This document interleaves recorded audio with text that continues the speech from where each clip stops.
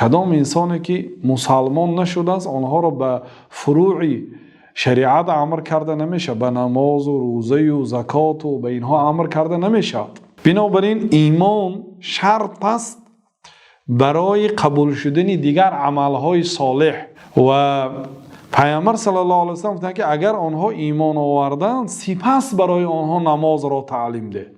اون شخصیتی که در عقیده خلل دارد برای او دیگه روزه داشتن، زکات دادن، ذکر کردن و بندگی کردن دیگه فایده نمیداد، برای اینکه عقیده او خلل دارد.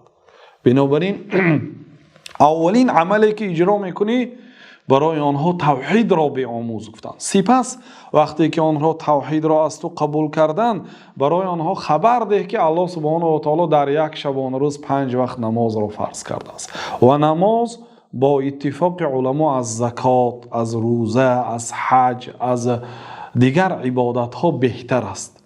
نماز ستون دین است.